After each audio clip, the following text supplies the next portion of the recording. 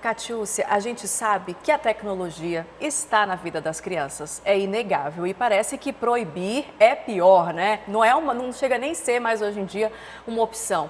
Até porque a gente está aí inserido nesse contexto de pandemia, a pandemia, digamos assim, colocou muito as crianças em frente à tela de um computador, por exemplo, muito mais cedo. Mas todo mundo fala em limite. Ah, tem que estabelecer um limite. Por exemplo, isso acontece muito na minha casa, lá com o meu pequeno de 10 anos. Tem que estabelecer um limite. Qual é esse limite? Existe um direcionamento para ajudar aí pais, mamães? Como é que a gente faz numa situação dessa? Quando é que o uso desse dispositivo, do videogame, do celular, já não é mais saudável? Certo. A primeira coisa é a gente analisar um pouco faixa etária da criança, porque a gente acaba olhando como um todo. O uso da criança, o uso que a criança faz da tecnologia, mas a gente tem que levar em conta a faixa etária, porque isso vai variando um pouquinho, esse limite vai variar de acordo com essa faixa etária, até com a necessidade que essa criança tem de acesso à tecnologia. Por exemplo, uma criança de 2 anos, de 2 anos e meio, e parece precoce eu estar falando dessa idade, mas não é, porque a gente tem visto criança de 1 ano e meio, que tem tablet, que tem iPad e que tem como principal brinquedo tecnologia. Então, essas crianças não deveriam ter acesso nenhum, não de forma direta, de brincar através da tecnologia. Porque essas crianças muito pequenas, elas deveriam ter atividades mais experienciais, mais sensoriais, de desenvolvimento de habilidades. Mais lúdicas, né? Mais lúdicas. E principalmente porque nessa fase, então, até 2 anos, a Organização Mundial de Saúde fala que as crianças até 2 anos não deveriam ter um acesso ativo de ter o iPad, de ficar passando vídeo, passando desenho e nem também um acesso ativo de joguinhos, porque é uma fase de desenvolvimento neurológico, onde a criança tem que explorar as experiências e as experiências sensoriais. Depois disso, 2, 3, 4 anos, menos tempo. A criança escolar, 2 a 3 horas de uso. Então, e aí, como o oftalmo estava falando, regrar isso e intercalar com outras atividades. Então, se torna nocivo quando é um acesso muito precoce para uma criança que não tem necessidade de uma exposição tão grande à tecnologia e deveria estar vivendo outras experiências. E é excessivo também quando toma muito da rotina da criança. Ela deixa de fazer mais coisas vivenciais e fica muito presa à tecnologia. E o problema aí não é a tecnologia, não é que a tecnologia é um bicho-papão. É um recurso importante que a gente tem e faz parte dessa geração. Não tem como a gente falar para as nossas crianças hoje, olha, a tecnologia não é importante, você não vai usar. Não, é um recurso importante. Mas a gente precisa ajudar a criança a fazer um uso equilibrado, um uso funcional e também ajudá-la a intercalar com atividades vivenciais, porque a gente tem visto crianças se relacionando muito mais com a tecnologia do que com outras crianças. Isso é prejudicial. Você falou desse uso precoce, né? Aí eu fico com uma dúvida, diferente da Nayanda, diferente da Amaral, eu não tenho filhos ainda, mas vejo muito em restaurante, por exemplo, os pais chegam, sentam, crianças bem pequenas, aí o cara já chega, já bota o tablet aqui na frente da criança, esquece ela ali. E ela também esquece os pais. Sim. Esse tipo de prática é correto? É recomendado? Não é? Dá para fazer com equilíbrio? Como é que a gente... Para criança muito pequena, até 2, 2,5, não deveria. Eu sei que é uma medida de sobrevivência dos adultos, né? A gente dá para conseguir conversar, mas para criança muito pequena, 2,5, 2 anos, não é adequado.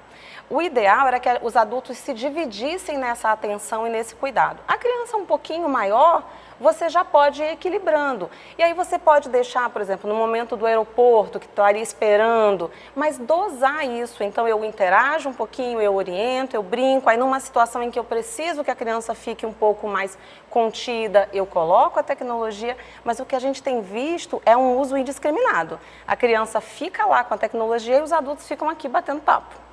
E aí a gente acaba não dando esse parâmetro para a criança. Acaba virando uma situação de fuga para os adultos também, né? Eu não sei o que fazer naquele momento, então eu deixo com a tecnologia.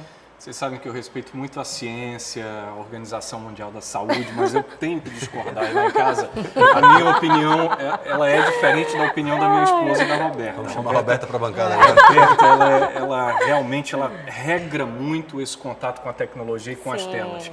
Do contrário, eu não faço mesmo. E não faço por acreditar que essa nova geração, ela já nasceu com isso. Ela já nasceu com muitas telas e muita tecnologia à disposição e que isso faz parte da vida delas, diferente da minha vida. E aí um argumento que eu uso muito com a Roberta em casa é o seguinte, é que a Ariel nunca prefere, por exemplo, o celular ou o tablet a uma atividade ao ar livre. Se eu chamá-la a uma atividade ao ar livre, ela larga. Ariel, 2 anos, né, Amaral? 2 anos. Completou 2 anos Agora, no sábado. E ela sempre larga e prefere a atividade ao ar livre. Isso é um bom sinal, né? É um indicativo, na minha opinião, posso estar completamente errado, de que não há prejuízo para essa questão. E eu vejo uma vantagem, por exemplo. Há um desenvolvimento motor e cognitivo muito grande no momento em que ela está usando a tecnologia, porque ela faz isso sempre sob a supervisão de um adulto.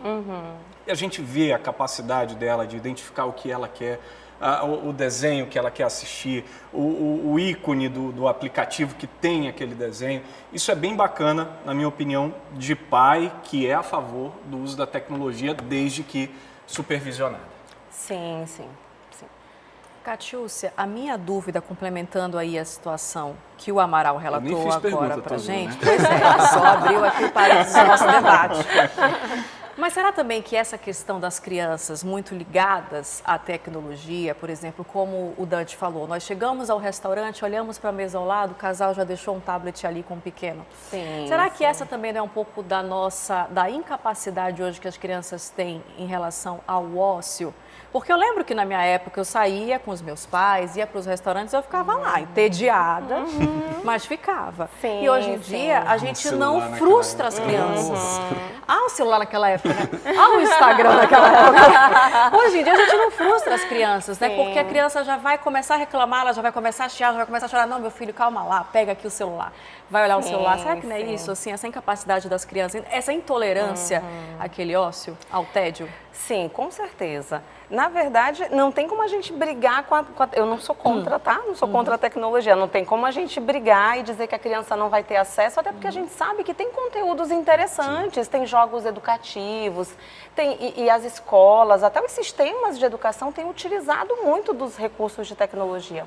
O que a gente precisa ter cuidado é a quantidade de tempo dessa exposição, o quanto que isso está ocupando muito tempo em relação a outras atividades, isso a gente precisa ficar alerta, e a gente precisa ficar alerta também do perfil da nossa criança. Porque, por exemplo, se a minha criança é de 2,5, ao contrário do que você estava falando, se a minha criança é de 2,5, ela está com um atraso de fala, ela não se interessa tanto por atividades sociais, numa atividade motora, ela cai, ela já não sobe no parquinho, opa... Então, essa minha criança está precisando de mais estimulação que não é da tecnologia, então eu tenho que ficar atento. E aí a criança com um atraso, é comum que ela se interesse mais pela tecnologia, até porque ela vai para uma zona de conforto. Porque a tecnologia dá uma zona de conforto, né? É um bom amigo, a gente fica ali quietinho, vendo um monte de coisa interessante. E às vezes a criança que está com um atraso de fala, que tem uma dificuldade maior de interação, é uma zona de conforto. E aí nessa questão da frustração, o que eu vejo é que as crianças muito pequenas, às vezes até para não chorar, às vezes até para não começar a dar trabalho no lugar, a gente já coloca. Dá, né? Então a gente nem ensina a criança a esperar um pouquinho, a gente não contorna a crise, a gente não tem tolerância à frustração. E, consequentemente, a gente não consegue equilibrar isso com eles. Eita, que esse debate vai longe, meus amigos. Tô gostando. E eu fiquei com uma dúvida, Catiúcia, quando você falou ali inicialmente que muitos pais não toleram, assim, nem esperam muito a criança pedir. E aí eu te pergunto, qual é a melhor maneira para fazer essa inserção? É trabalhar, de repente, como uma recompensa? Você fez isso, então você vai ter isso aqui.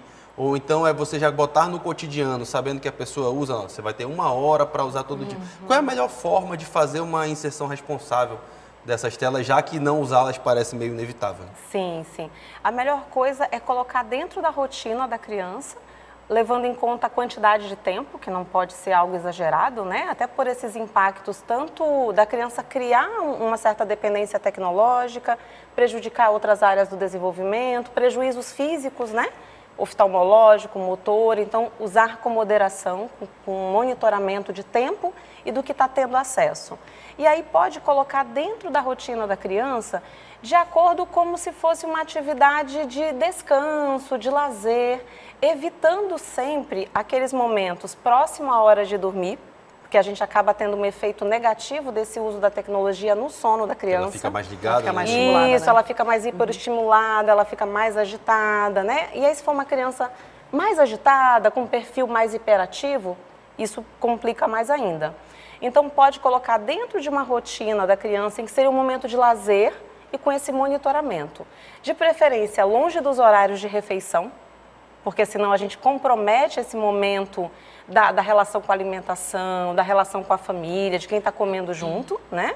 Deixar a tecnologia como um momento ou de estudo, de pesquisa para a criança mais velha, ou um momento de lazer, de entretenimento, de brincadeira, de um vídeo no horário de lazer da criança menor, mas sempre com esse monitoramento. E aí isso vale para celular, para TV mesmo, para todo esse tipo de contato. Olha, No meu a caso Nanda é tá preocupada. videogame.